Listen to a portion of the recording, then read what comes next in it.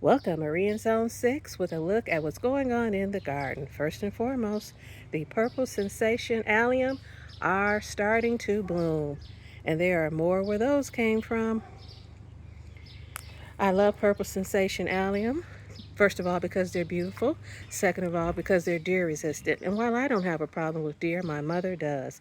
And so there's something I can plant in the fall and know that they'll come up and she shouldn't have any problem, at least any major problem, with her blooms being eaten. Here's a peony I planted. I think it's two from bare root about 2-3 years ago, and look how huge it's gotten. More purple sensation allium. I have purple sensation allium and I have the summer blooming allium millennium in my yard as well, but this is the spring blooming. Love it. And I like the contrast with that green and white hosta I put in not that long ago. The white variegation kind of breaks up the green in the yard. When there's too much green, it looks flat. And so white, like this variegated hosta, burgundy, like this penstemon, as well as chartreuse, like this August moon hosta, help to break up the green, and the brunera. I think it's mostly known as brunera. All of those help to break up the green and add depth to the garden, so it's not so flat. Look at the buds on this Gatsby pink oak leaf hydrangea. Look at that. Oh, it's going to be so beautiful. Headed back to the hidden garden. This year I put some beacon impatiens back here. They get huge. Don't underestimate a beacon. My favorite impatient. I thought it's a nice little pop of color back here, along with my Sum and Substance hosta and the heuchera. I think that's spearmint, but I'm not sure. And the anise hyssop on either side of the hidden garden is getting tall, and it forms kind of like an entryway when it gets big enough into the hidden garden. Up on the back deck, I've made a lot of progress in planting, passing the wave petunias. Over yonder, there's that pink cashmere and that blue vein. I think it's a super tunia in that container.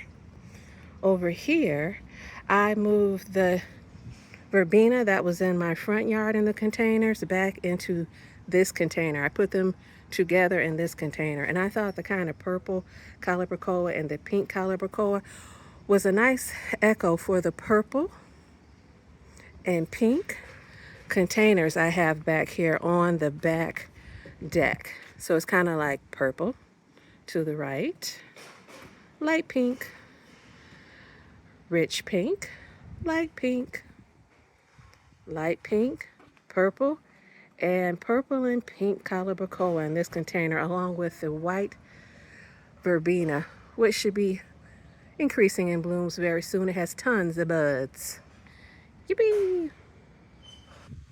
Coming down the back steps, those two Annabelles I planted, I think it was last December, are really getting big. So exciting. And there are those white beacon impatiens I planted down there, which should mound in this flower bed. And over here, I put cardboard around these sublime hydrangeas, which are leafing out really well, and compost on top, as well as garden soil in places. I wanted a place for the eye to rest with the sublimes, between the sublimes and the limelights behind, under the extension I built last year. Over on the table I built years ago, I'm loving these begonias, which should get huge, along with those hosta. I put in a container probably end of last year, and they came back in a container. Then I took them out and dispersed them as I pleased. Over in the faux shed I built years ago, those August moon hostas have really leafed out, and they are looking fabulous. Fab-boo. Look at there. And those are spruce behind it, just for a little evergreen interest. And I like surprises in the garden. Someone comes unexpectedly and sees something. And so I put this rose over here. I hope it does well. I'll see. It's looking a little sketchy. I see some yellow leaves over here on this side. And it'd be kind of like a nice surprise when somebody comes here and sees it. At least I think so. Here are some of the names as far as the type of plants I have on the back deck while I'm thinking about it. This is the Easy Wave Petunia, Silverberry Supertunia, which should get big and overflow. Easy Wave Petunia. Make sure if you deadhead those, which they do well if you deadhead them, that you try to get some of the stem as well as the bloom. Another Silverberry Supertunia, Pink Cashmere, Verbena, Blue Vein, I think that's a Supertunia, Bordeaux Supertunia, Snowdrift Supertunia in the back. And this white verbena, I'm not sure what the name of it is, or these Calibrachoa. Down below is Allium and a cute little purple and white verbena, which should fill the container and overflow. Here at the entrance to the back garden, which is the west garden, I put a Silverberry Supertunia, Allium, Tiara Blue, I think it's a Supertunia, Diamond Frost Euphorbia, and I think that's Blue Moon Punch Calibrachoa. And there was some animal eating my blooms. It was a bloom bandit. So what I did is I took a container that's the same size and shape as a container I had, or I have the annuals in, and I tipped it upside down and placed the other container on top to lift it up and elevate it, because I don't want to pay for taller containers. Cheap, economical, whatever you like to call me. And I did that there, so that one's elevated.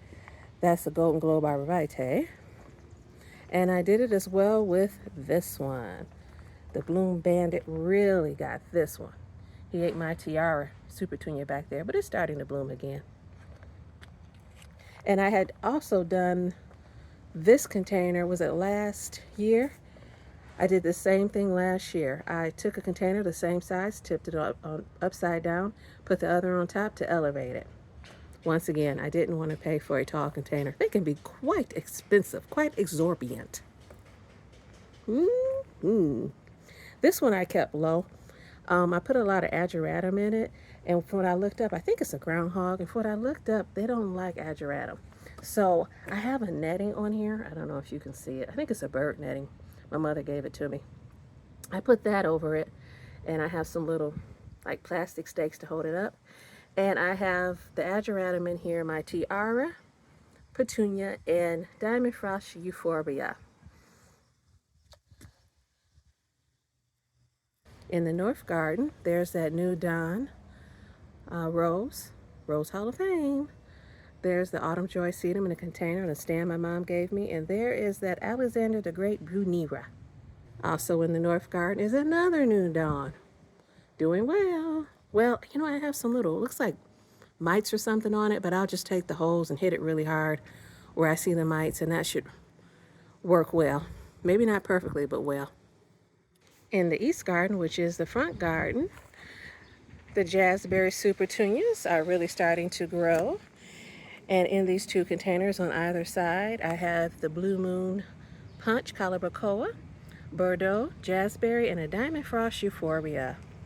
And headed back on either side of the steps, the Jazzberry Supertunias back there are growing as well. And I think they get about 2 feet wide, so they should hopefully spill over the steps. Look at this Sally Holmes. It's going to be beautiful. Rose Hall of Fame as well. Over yonder, there are the Incredibles, Limelight Hydrangea, and I put down some cardboard in this area of the front bed below this Limelight around these plants, and then I put compost on top. So there is a Snowdrift Supertunia, that's Maynite Salvia, that's Walker's Lowcat Mint, another Snowdrift Supertunia, that's Millennium Allium, and another Snowdrift Supertunia, And over yonder is the gorgeous Japanese Verbena. Look at that. Ooh-wee. Lovely. Here's an overview. And this is a rose that I'm trying to, I don't know what I'm trying to do. What am I trying to do? I'm trying to get it to start to grow. It's like slow to break dormancy. So I put it out here where there's more sun in the east garden. So that's just temporary. But here's a overview of the east garden and my grass. Looking pretty good. Those snowdrift super petunias should really fill in and mound over there to the left. And these jazzberries should fill in and get taller, and hopefully they'll at least slightly overflow the front walkway and create a welcoming feel. Thanks for watching and consider subscribing.